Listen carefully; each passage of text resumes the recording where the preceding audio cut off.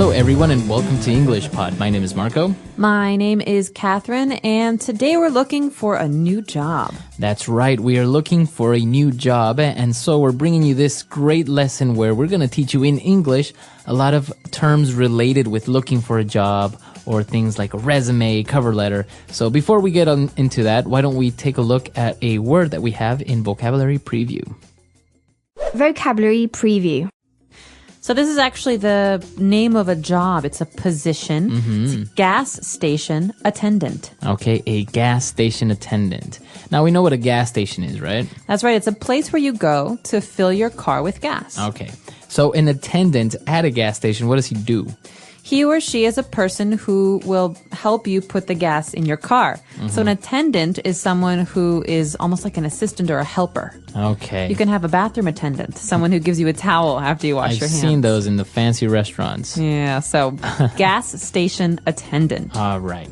So why don't we take a look now at our dialogue? Let's listen to it for the first time, and we'll be back in a bit.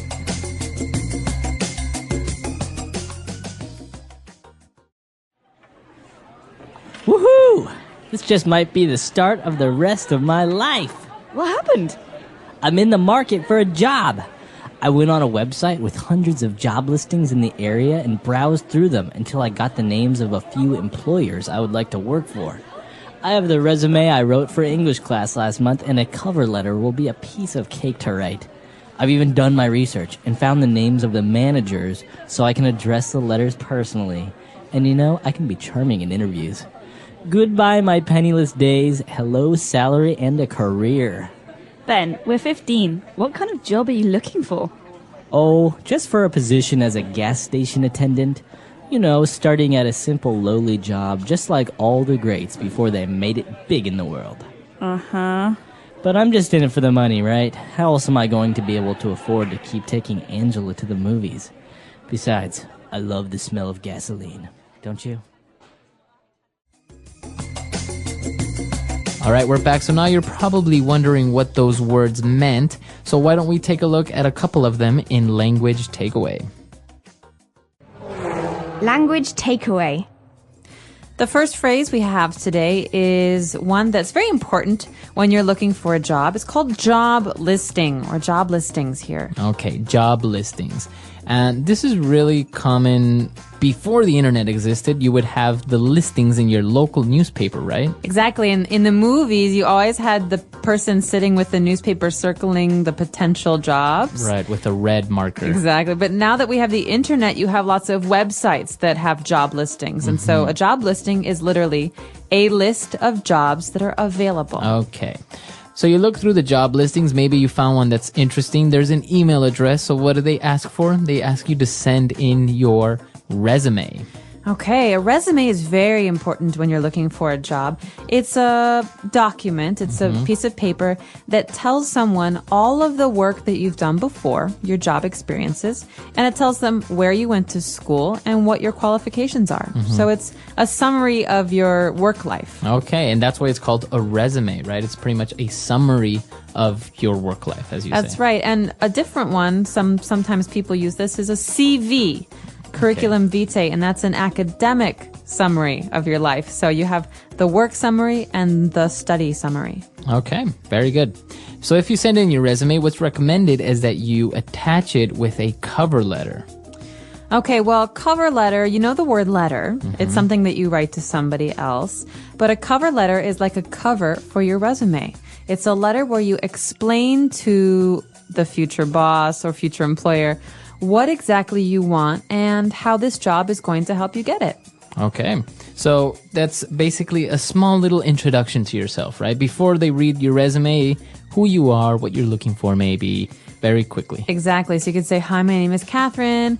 I'm very motivated and excited to have the opportunity to talk to you about why I'm a skilled employee and why I will benefit your company. Very good. All right. So you've sent in your resume and your cover letter. And, well, maybe you're looking to get into a career as a gas station attendant. So what's the difference between job and career? Okay, and this is very interesting because in many languages, there is a similar word, which, for example, in Spanish is carrera, right? And that means like a profession. So many people translate it literally as career, but it's not the right word. What is a career? A career I think of as a long-term goal. A career is your profession. It's the name you give yourself. But a job is a position in a company from one time to another. So for example, my job here is host of English Pod. But maybe in the future I will have a media career. Okay. That means that my job or jobs will have to do with this profession. It's kind of a bigger thing. Okay. A longer thing. So maybe you can think of it this way. A career is like, as you say, bigger picture, like the macro category, right? You're into media and television, for example. And your job specifically is a podcast host. But in the future, maybe I want to have a different job in this career and move into production and be a TV producer. Right. So that's a part of my career path. I can move Very it forward. So career is a very important word. All right. So we've taken a look at a couple of great words. Why don't we listen to our dialogue again, and we'll be back in a bit. Woohoo! This just might be the start of the rest of my life. What happened? I'm in the market for a job. I went on a website with hundreds of job listings in the area and browsed through them until I got the names of a few employers I would like to work for. I have the resume I wrote for English class last month, and a cover letter will be a piece of cake to write. I've even done my research and found the names of the managers so I can address the letters personally. And I can be charming in interviews. Goodbye, my penniless days. Hello, salary and a career. Ben, we're 15. What kind of job are you looking for? Oh, just for a position as a gas station attendant. Starting at a simple lowly job, just like all the greats before they made it big in the world. Uh-huh. But I'm just in it for the money, right? How else am I going to be able to afford to keep taking Angela to the movies? Besides, I love the smell of gasoline. Don't you? All right, we're back. So now we have lined up for you 3 key phrases that we found in this dialogue. So let's take a look at those now in Fluency Builder. Fluency builder. This first one's a great phrase. It's going to make you sound very fluent in English if you use it. We say in the market for. I'm in the market for a new job. All right, so this person is looking for a new job. He is in the market for. I could also say, I'm in the market for a new house. Marco, do you know any good real estate agents? So what does that mean if you say, I'm in the market for a new job, or you're in the market for a new house? I am right now actively looking for this thing. I really want one. You're available. Yes. Okay. So I'm in the market for a new job. I'm in the market for a new car. It means the market is the marketplace. Right. And this sometimes you could see it related in movies, for example. They say if a person gets married, they are no longer in the market. Right. Or I'm in the market for a husband. Right. Do you know any nice guys? All right. So you're in the market, you're looking for a job. And well, if you're qualified, it will be a piece of cake to find a new job. Isn't this a delicious phrase? So piece of cake, you think, what does cake have to do with anything? Well, cake, this is a way to say something is easy. Okay, so It's really easy. this often happens in our office, actually, because you and I understand computers, but we work with someone who has a hard time with computers. And, Right. and she says, it doesn't work. And we're like, it's a piece of cake. It's Come a on. piece of cake. It's so easy. Why is this hard? So a piece of cake is a way to say something is simple. It's And, easy. and it's a very, very, very common phrase. You'll hear it all the time. Piece of cake. Don't worry about it. Piece right? of cake. Hey, can you help me out with this thing? Sure, it's a piece of cake. Okay. All right. And for our last phrase, he was talking about his position as a gas attendant. And he said, well, all the greats, all the famous people, they started somewhere before they made it big. What does he mean with they made it big? Well, the phrase to make it big, or in here in the past tense, made it big, means to be successful. So we're talking about, for example, Albert Einstein. Albert Einstein worked in the patent office he was a clerk in Europe. Switzerland. And, that's not a very impressive job, but it was a Right. job. And he made it big later on as a physicist. And so to make it big is to succeed, to become famous or successful or important. Right. Or sometimes people say, yeah, I made it. I made it big, or I made it in my life. And that means that you were successful. Or this product is going to make it big. It's going to be really successful. Yeah, that's good. Okay, so it's a key phrase to make it or to make it big. Why don't we listen to our dialogue for the last time, and we'll be back in a little bit.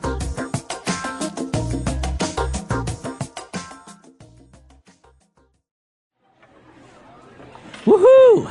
This just might be the start of the rest of my life. What happened? I'm in the market for a job. I went on a website with hundreds of job listings in the area and browsed through them until I got the names of a few employers I would like to work for. I have the resume I wrote for English class last month, and a cover letter will be a piece of cake to write. I've even done my research and found the names of the managers so I can address the letters personally. And you know, I can be charming in interviews. Goodbye, my penniless days. Hello, salary and a career. Ben, we're 15. What kind of job are you looking for? Oh, just for a position as a gas station attendant.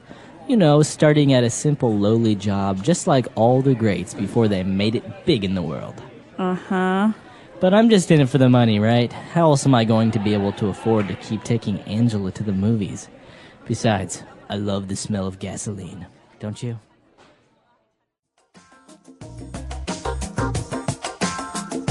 All right, so talking about jobs. Now, I noticed something that in the United States, unlike many other countries, there are no gas station attendants anymore. There are. Touche. There are actually a lot of gas station attendants in New Jersey because really? it's the law that you cannot pump your own gas. You cannot put gas in your own car. And why is that? It's a way for the New Jersey government to increase the amount of jobs in the state. So to create jobs, they made gas station attendants. Oh, wow. Yeah, I've noticed in some states, for example, you just go up to the pump, and if you have your credit card, you put in your credit card and you pump your own gas. And apparently it also has to do with health issues because people who are working in gas stations tend to have serious health problems later on. I mean, you're inhaling all these gases from the gasoline. That's right. It's very unhealthy. And I think that's also very dangerous in some places because gas stations are often robbed. Yeah. Because there's only one person and no security sometimes. Yeah. So there are some negative parts of being a gas station attendant. But if it's a job and you need a job, it's probably a good one. Yeah, no, true. I remember seeing Back to the Future when in the 50s you would pull up to a gas station and somebody would check your tire pressure, they would check your oil, and they would clean your windows, and it's just like full service when you pulled up to a gas station. They might even buy you a beer. No. All right. So it's really interesting about these positions. I imagine that, you know, in other places, some job positions that maybe we would find a little bit strange or uncommon. Absolutely. And I encourage everyone today, this is your homework. Tell us on EnglishPod.com, what is your job and what's your career? Okay? What's your job and what's your career? So what's the career you would like to have in the future? Very good. All right. So we'll see you guys there. Bye, everyone. Bye.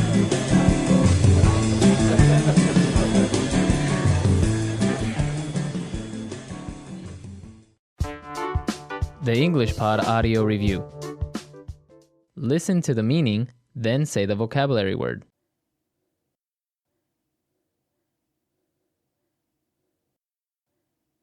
Let's try that faster.